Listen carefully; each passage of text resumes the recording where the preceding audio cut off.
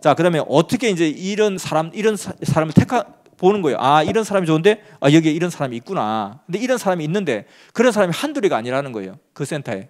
그럼 그 센터의 사람들을 일단 이렇게 해놓고 불러야 되잖아요. 어떻게 부르시느냐? 똑같아요. 부르실 때는 마치 회사에서 사원 뽑는 거, 구멍가게 사원 뽑는 거 똑같고, 내가 사랑하는 내 이상형의 아내를 뽑는 거가 똑같다는 거예요. 다짜고짜 뽑는 게 아니고, 로마서 8장 29절에서 30절, 로마서 8장 29절에서 30절 보면 미리 아시고 정하시고 부르시고 의롭게 하신다. 그리고 영화롭게 하신다. 이런 단계를 이야기하는 거예요. 그래서 첫째는 미리 안다. 미리 안다는 거예요. 미리 안다는 것은 우리 회사가 이번에 신입사원을 뽑는데 이런 조건의 사람이 필요합니다 하고 미리 안다는 거예요. 딱 정한다는, 미리 이게 알겠죠. 회사에서는 알고 이걸 정하는 거예요. 자, 이번에는 우리가 어떤 사람이 필요합니까? 이런 파트에 이런 사람이 필요합니다. 아, 그렇군요. 그러면 이런 파트에 이런 사람을 구인하는 걸로 정합시다. 그리고 이것을 가지고 사람들한테 알려줍시다. 부른다는 거예요. 이런 단계를 반드시 거치게 되어 있습니다. 그래서 그 정하시는 그 선택 조건을 딱 보고 사람들이 그럼 내가 가겠다. 이렇게 하는 거죠. 그래서 이게 사명은 예정되어 있지만 사명자는 예정되어 있지 않는 거예요. 그러니까 우리 회사에 필요한 사람은 이런 사람입니다. 이런 사명자가 필요합니다. 이런 사명이 필요합니다. 자재과의 직원이 필요하고 영업과의 직원이 필요합니다. 이렇게 사명은 정하지만 사명자는 정해지지 않는다는 거예요. 왜냐하면 누가 될지 모르니까. 누가 올지 모르잖아요. 다만 우리 회사의 상황을 보니까 이런 사원이 몇 명 필요하다. 미리 알고 그걸 정하는 거예요. 이번에 2명 뽑읍시다. 그리고 부르는 거죠. 공고를 내는 거죠. 우리가 이런 사람이 필요합니다.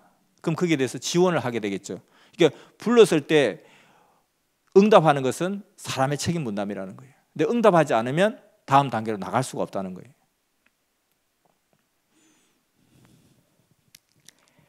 자, 그래서 이제 의롭게 하는 단계 가죠. 이제 불렀어요. 우리 회사는 이런 사람이 필요합니다. 아, 제가 한번 거기에 응해보겠습니다. 해서 그 사람을 딱 택했어요. 택하면 그때부터 바로 정식 직원이 되는 게 아니라 우리 회사는 친절을 제일 중심하기 때문에 친절 교육을 좀 하겠습니다 하고 맨날 인사시키고 맨날 그냥 공손하게 말하게 하고 이렇게 하는데, 아, 하다가 난 도저히 못 해먹겠다. 속이 부글부글 해서 난 이 체질이 안 맞는 것 같아.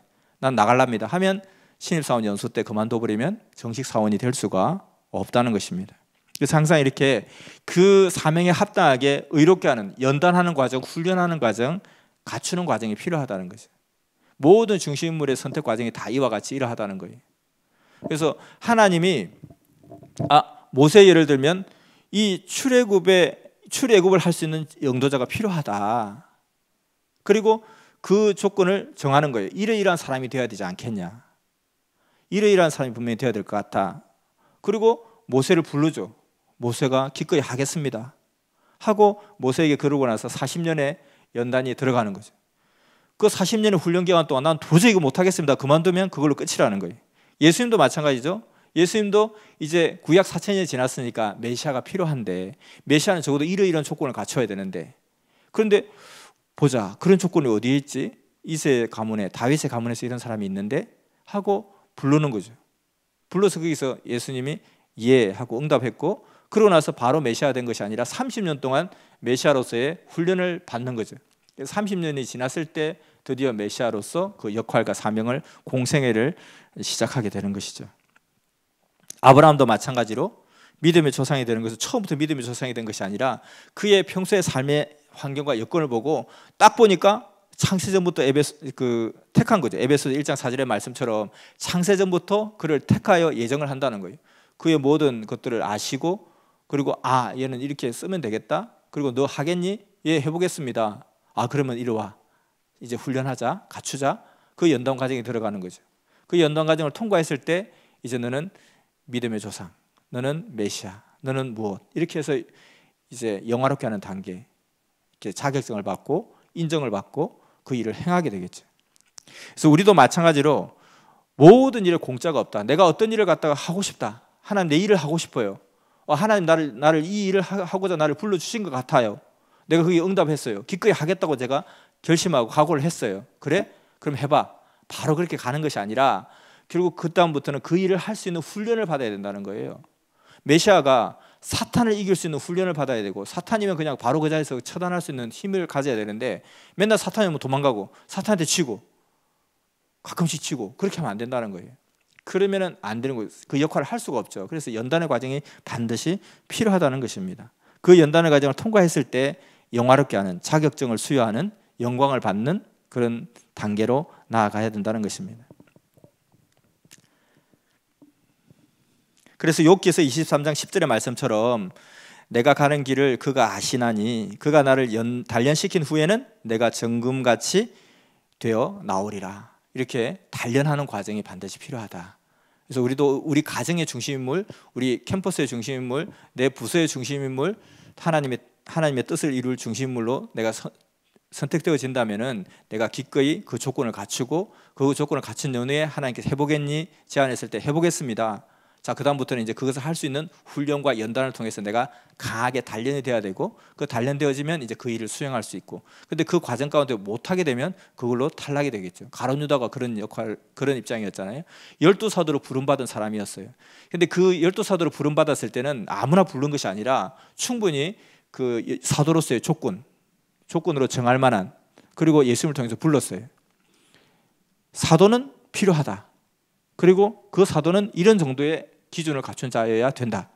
거기에 가룟 유다도 다 부합했던 사람이고, 그러면 이제 부합했으면 불러야 되는데 예수님을 통해서 불렀고, 가룟 유다는 아니요, 전 싫어요 하지 않고 그 부름에 응답을 했어요. 부름에 응답하지 않으면 그거로 또 거기서 끝이죠. 부르심의 단계에서 끝나는 거죠. 근데 부름에 응답을 했어요. 응답하고 나서 바로 12제자, 수제자 된 것이 아니라 3년간의 또 연단 과정이 필요했는데, 베드로는 그것을 통과했으나 가룟 유다는 거기서 실족하게 되죠. 그러니까 12사도가 되지 못했다는 거예요. 우리 섭리길도 마찬가지겠죠. 내가 어떤 섭리를 올 때는 우리의 모든 혈통까지 다 보시고, 그리고 미리 아시고, 이 가정 가운데 하나를 택해야 되겠네, 내가 너를 택했다. 그리고 정하고 나를 부르는 거예요. 사람을 통해서 부르고, 감동을 통해서 부르고, 막 춤을 추고 싶었는데 춤출 데 없는데 마치 여기 춤출 때에서 오고, 어떤 형태로 불러서 내가 그게 응답해서 섭리에 온 거예요. 그래서 섭리에 와서 그 중심물의 역할을 하려고 하다 보면 하나님이 여러 가지 연단을 시키는 거예요. 네가 조금 서러움도 한번 당해봐야 돼, 서운함도 당해봐야 돼, 억울함도 한번 당해봐야 돼, 속상함도 한번 당해봐야 돼, 수고하고 애썼는데 그냥 헛수고 되는 것도 한번 당해봐야 돼. 이런 것들을 다 겪으면서 이제 강하게 단련이 되어가지고 우뚝 섰을 때 이제 너는 진짜 가정의 중심물로서 네 가정을 네가 하나님의 뜻대로 인도할 수 있는 그런 기준자가 되었구나. 가서 외쳐라. 요나에게 니느웨 가서 외쳐라 했던 것처럼 네 가정에 가서 외쳐라. 너 친구한테 가서 외쳐라. 동료한테 가서 외쳐라 하고 하는 것이죠. 근데 그걸 감당하지 못하면 거기서 탈락되는 거죠, 사실은. 그러니까 우리 모두가 다 그런 과정 가운데 있고, 어떤 사람이 연단하는데 40년 걸리는 경우도 있고, 3년 걸리는 경우도 있고, 10년 걸리는 경우도 있고, 그리고 그것을 나눠서 할보하듯이 그냥 하면서 계속 겪는 경우도 있을 것이고, 여러 가지 형태가 있지만 반드시 이런 과정을 거쳐가면서 내가 만들어지는 거지, 그저 되는 것은 절대로 없다는 것입니다. 자, 그래서 이와 같이 이런 입장으로 우리가 생각을 해보고, 이런 모든 것을 행하는 데 있어서 가장 중요한 핵심이 뭐냐? 결국은 좋아해서, 사랑해서, 그 일을 사랑해서 좋아해서 해야 된다는 거예요. 그래서 선생님께서 이제 예수님께서 산골 하얀 말 석순이라는 그 이야기를 들려주셨죠. 저기 먼 옛날에 하얀 마을에 석순이라는 여자가 살았는데, 이 여자가 자기 삶을 쭉 살다 보니까 인생이 이 산골짜기에서 태어나가지고 아침에 눈 뜨면 일하고, 그 배고프면 밥 먹고, 또 저녁에 어두워지면 일할 수 없으니까 씻고 그냥 자고, 아침에 또 눈 뜨면 또 일하고 먹고 또 일하고 또 씻고 자고, 이게 인생인가? 맨날 똑같은 인생, 맨날 똑같은 삶. 그리고 나만 그런 게 아니라 온 동네 사람이 똑같이 살고 있는 거예요. 그리고 매일매일이 똑같고, 사람이 다 똑같고, 지겨워. 이건 아닌 것 같아. 뭐 다른 삶이 없을까? 늘 생각하며 고민하던 석순이가 있었어요. 근데 아무리 자기가 사람들한테 물어봐도 뭐 인생이 뭐 별거 있냐, 다 그렇지 뭐, 그게 인생이지 뭐 딴 거 뭐 있어? 별거 없어. 인생 별거 없어. 그래요? 진짜 너무 허무한데, 그러면 나는 뭔가 다른 것이 있을 거라 생각하는데 계속 찾았던 거예요. 그러다 보니까 다른 사람들은 다 그냥 시집장가 가고 하는데 자기는 아직까지도 노처녀로 늙어가고 있고 그냥 그런 과정 가운데 어느 날 갑자기 너무너무 그냥 그 삶의 희열과 환희를 느끼는, 이때까지 자기가 살아오면서 보지 못했던 그 환희와 감격에 찬 어떤 한 친구를 보게 된 거죠. 갑순이었어요. 갑순이가 왜 이렇게 기쁜가 하고 쳐다보니까 이 갑순이는 갑돌이와 사랑에 빠진 거죠. 그래서 야, 도대체 그 사랑이라는 게 뭔지 보면 자기가 이때까지 어떤 누구에도 보지 못했던 그 환희와 감격과 기쁨과 희락이 막 진짜 나도 저렇게 살고 싶다, 나도 저런 기쁨을 만끽하고 싶다 하는 부러울 정도로 어쩌면 저것이 우리 인생의 목적일지 몰라. 저것이 우리 인생에 가야 될 길일지도 몰라. 내가 어쩌면 내가 인생의 길을 발견했는지도 몰라. 늘 뭐 똑같은 삶, 재미없는 삶, 지루한 삶 그랬는데 이거 아니잖아. 완전 환희와 감격의 삶인데 하고 그것이 뜻인가 싶어서 자꾸 찾아보기 시작했어요.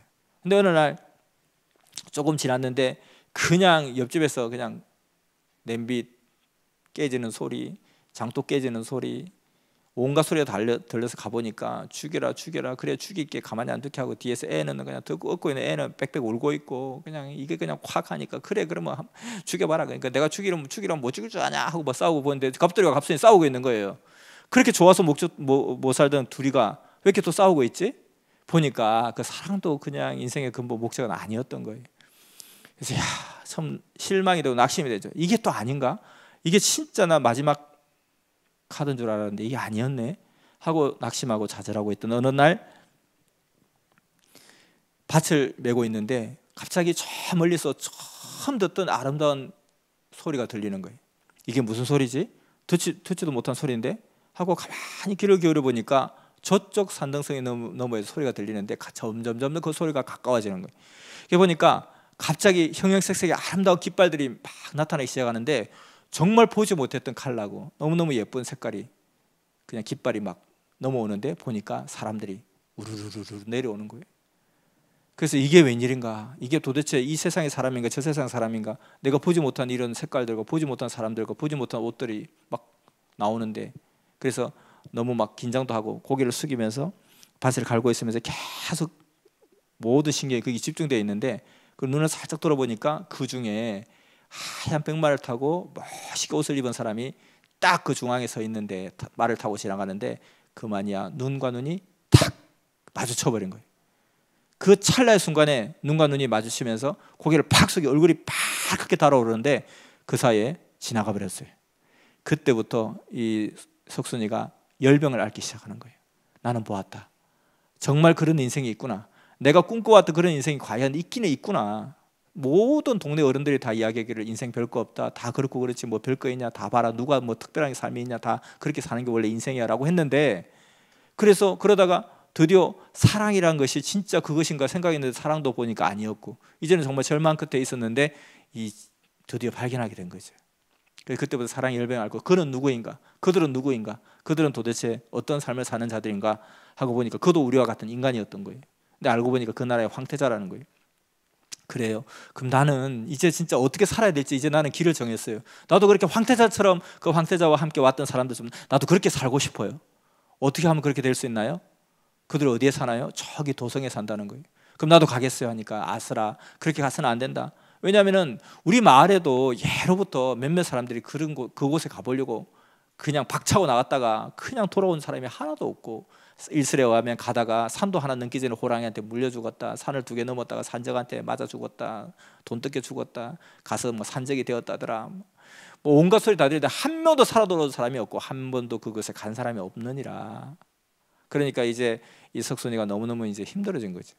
나는 보았는데, 나는 분명히 보았는데 그것을 포기할 수가 없고 그 꿈을 이루고 싶은데 그게 그 꿈을 이룰 수 있는 길은 없고 내가 갈 수 없다 하니까 누구도 길도 모르니까 내가 갈 수도 없고 어떻게 할까 몸부림을 치면서 생각해 본 거예요.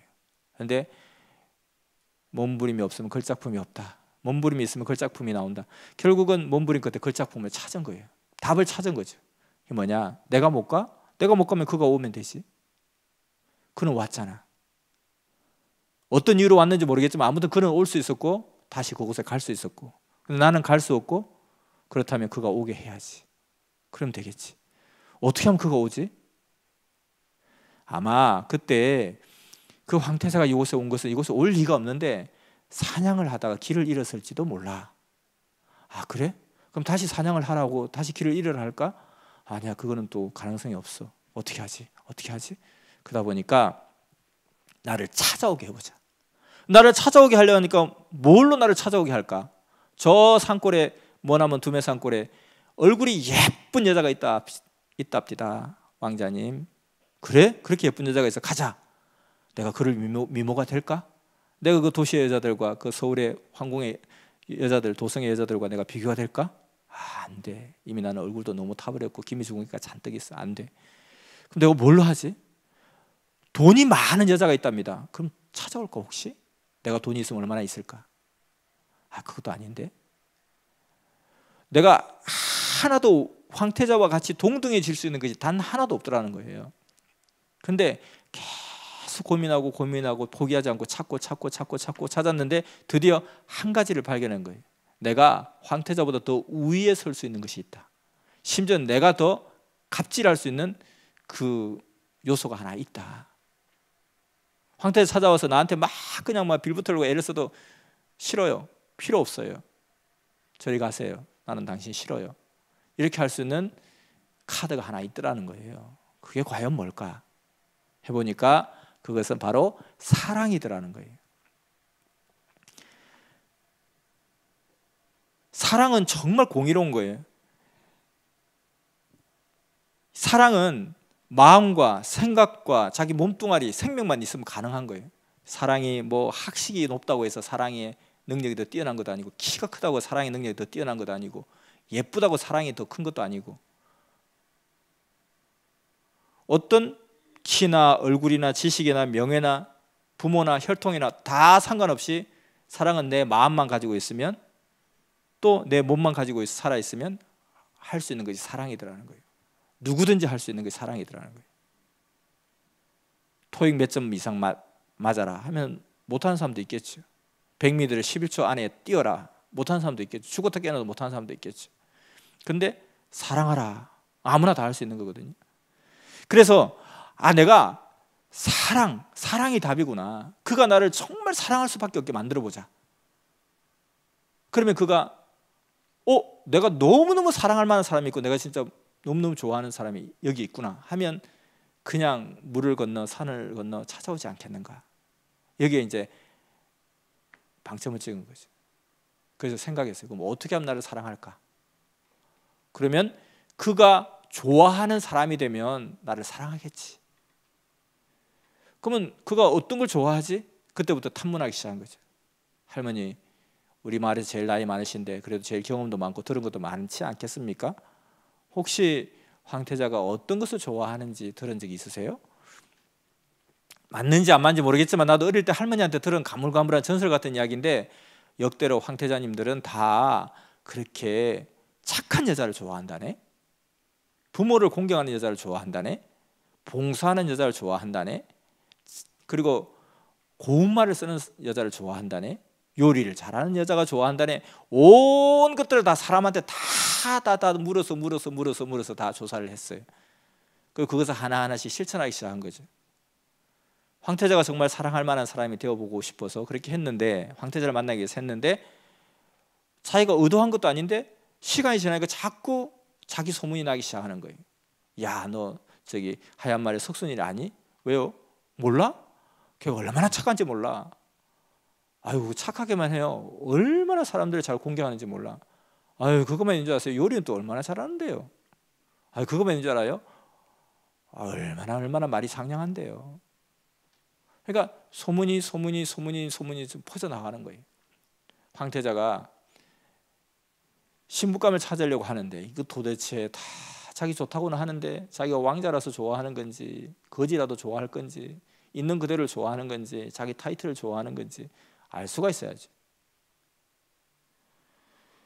그리고 그냥 다 이렇게 뭐 가리고 나타나니까 도대체 내가 좋아할 여자인지 아닌지 알 수도 못하는데, 어디선가 소문이 들려오는데 가만히 들어보니까 내가 딱 좋아하는 이상형이더라는 거예요.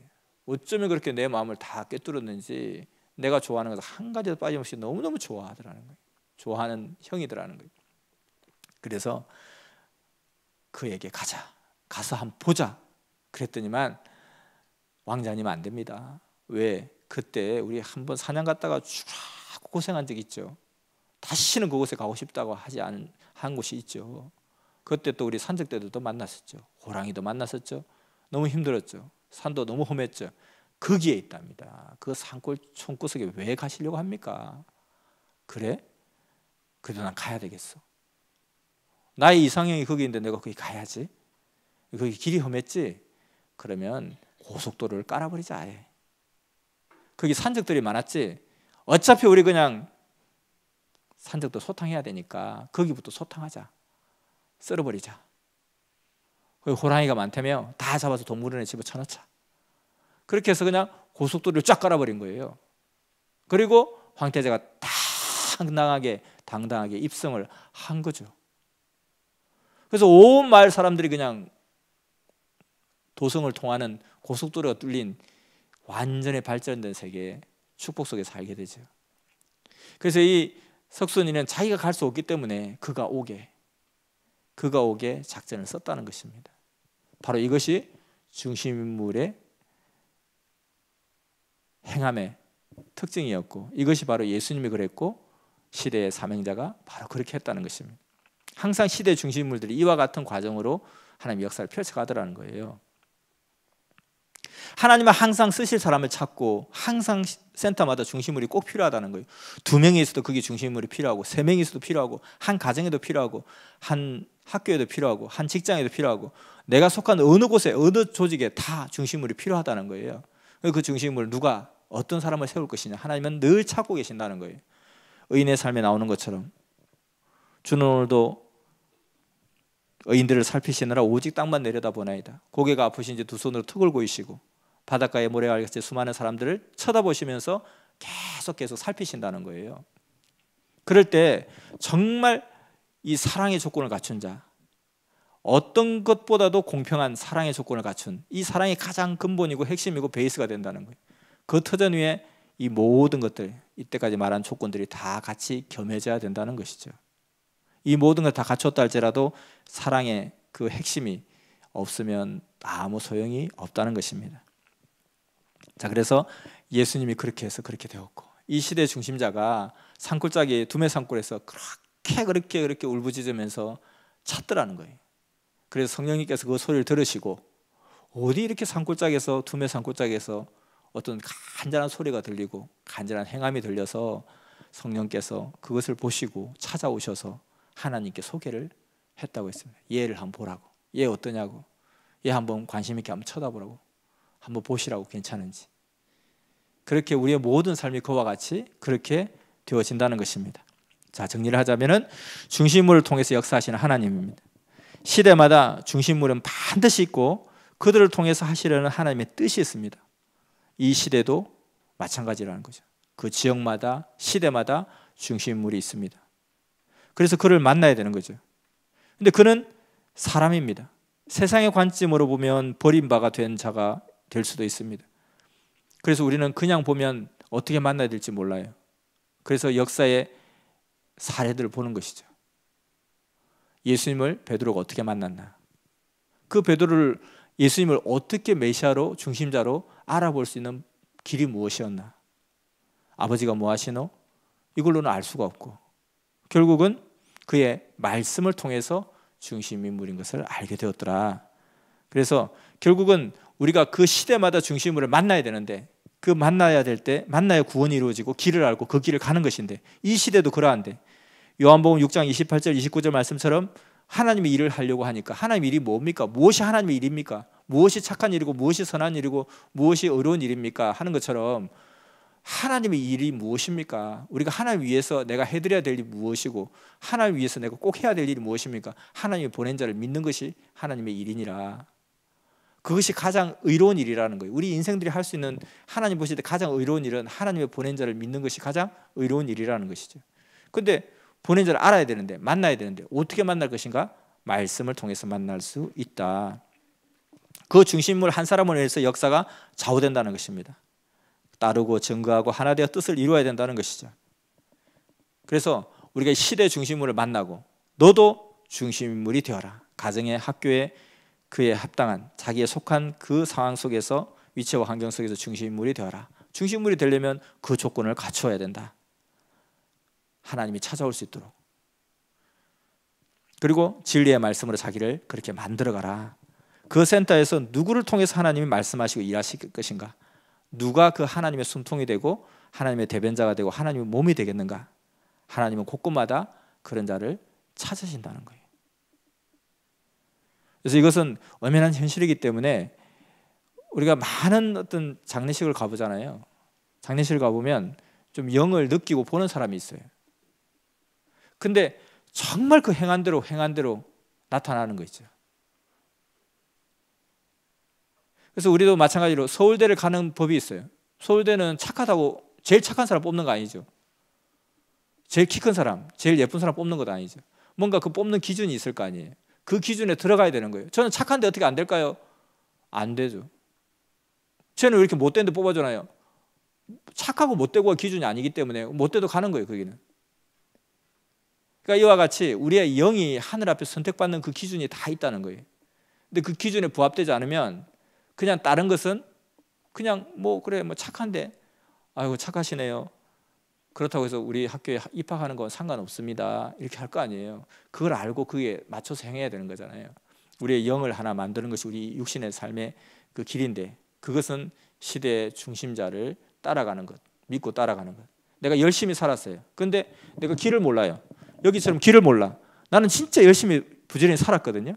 그래서 하늘을 우러러 한 점 부끄러움 없이 나는 진짜 허탄한 데 쓰지 않고 열심히 살았어. 근데 길을 몰라. 여기 머물러 있는 거예요. 그러니까 누군가 길을 아는 사람이 있기 때문에, 그가 중심인물이기 때문에 그를 따라가라는 거예요. 내가 길이요 진리요 생명이, 누구든지 나를 따르라. 그것이 바로 중심인물의 역할이라는 거죠. 그 센터에서 길을 제시하는 사람. 그래서 무조건 중심인물을 만나야 되고, 그 중심인물을 만나서 따라가는 것이 인생의 성공 비결이기 때문에 이 시대마다 중심인물을 찾아야 된다. 아니 뭐 그러지 말고 교회가 다, 교회나 절에 가나 뭐 그냥 어떤 종교를 믿어도 착하게 살라는 거 아닙니까? 선하게 살라는 거 아닙니까? 다 통하는 거 아닙니까? 이런 소리 한다는 거예요. 그 너무 답답한 소리죠, 사실은. 그게 흑암이 교묘하게 뿌려놓은 무지의 씨앗이라는 거예요. 그리고 스스로 만족해요. 맞잖아요. 하고 큰 소리 뻥뻥 쳐요. 모든 종교가 다 그렇지 않습니까? 다 뭐 선하게 살라는 거죠. 다 하나입니다. 근데 뭐가 하나예요? 말도 안 되는 소리죠. 그게 흑암이 그렇게 교묘하게 속이니까 다 속아 넘어가는 거예요. 근데 그렇게 하고 자기는 열심히 살고 착하게 살았다는 거예요. 착하게 사는 거 무슨 상관이 있어요? 착하게 사는 거, 길 찾는 거 아무 상관없어요. 착하게 사는 거하고 서울대 가는 거 무슨 상관이 있어요? 상관없어요, 사실은. 물론 공부도 잘하고 착하면 좋겠죠. 물론 성실하면 좋겠죠. 그것이 핵심 요소는 아니라는 거예요. 그러니까 결국은 길을 알아야 된다. 그 길을 아는 자가 누구냐? 중심인물이다. 우리 각자도 마찬가지예요. 우리 센터에서 내가 중심인물이 돼야 된다. 내가 길을 제시하지 않으면 아무도 길을 알 수 없는 내 주변에 내가 중심물로 서 있고, 나 또한 시대의 중심자를 만나서 믿고 따라가야 된다. 이것이라는 거예요. 근데 어떤 사람이 그 가정의 중심물로서 그 역할을 하지 않아. 우리는 요나만 불순종하다 할 것이 아니라, 요나가 뭘 그렇게 나쁜 사람이었습니까? 선지자인데 뭘 그렇게 뭐 그냥 성실하지 않았을까요? 근데 그도 자기 이유가 다 있다는 거예요. 정말 원수의 나라였고, 그리고 전해봤자 믿지 않을 사람들이었고, 씨알도 안 먹힐 사람이었고, 그러니까 뭐 하나님 뭘 모르셔서 그래. 가봤자 소용없는데 왜 가? 괜히 뒤지고 얻어터지기만 하지. 그 시간에 차라리 다른 일 하면 더 낫지 않을까요? 그랬던 거지. 하나님 싫어요. 안 할 거예요. 왜 그러세요? 뭐 이런 사람은 아니었단 말이죠, 사실은. 그러니까 우리가 그렇게 보면 우리 또한 숱한 불순종을 하고 있는, 요나보다 더한 불순종을 할 수도 있다는 거예요. 안 돼요. 여기는 안 돼요. 여기는 안 돼요. 걔는 안 돼요. 걔는 안 돼요. 걔는 안 돼요. 그거 말고 그냥 중심 인물은 그냥 하나님의 하라는 대로, 하나님의 몸이 되어서 하나님이 하고자 하는 일을 대신하는 게, 이게 중심 인물인 거예요. 그 나라의 대사가 가가지고 자기 소견과 자기 주장을 펼치지 말고 정부에서 전화 와서 이렇게 말하시오. 예, 알겠습니다. 그렇게 말하겠습니다. 이렇게 전하시오. 그렇게 전하지 않으면 안 될까요? 그래도 그렇게 전해. 그것이 그 역할이라는 거예요. 그러니까 내 생각에는 좀 이렇게 좀 적당히 좀 대충 하면 좋겠는데, 국가에서 그냥 가서 욕을 해 하면 욕을 해야 되는 거예요. 그리고 따져 하면 따져야 되는 거고, 나는 따지고 싶지 않더라도. 그것이 대신자의 역할이잖아요. 그래서 우리도 마찬가지, 요나와 같이 외쳐 하면 그냥 외치는 거예요. 그 뒤에 결과는 하나님께 맡기는 거고, 그건 내 역할이 아닌 거잖아요. 그리고 다른 자는 무조건 따라가야 돼요. 근데 이유를 달고 안 따라가면 그만큼 자기 위치에 가 있는 거죠, 사실은. 그래서 우리가 이와 같이 우리 중심인물의 그 근본 이것을 다 생각해 보면서 내가 중심인물이 돼야 된다. 이것이 가장 큰 핵심이고 내가 중심인물이 되려면 어떤 조건을 갖추고 어떤 마인드로 어떻게 가야 될 것인지를 이 과정을 통해서 정확하게 알고 그것을 매사의 삶 속에서 환경 속에서 적용을 하는 거죠.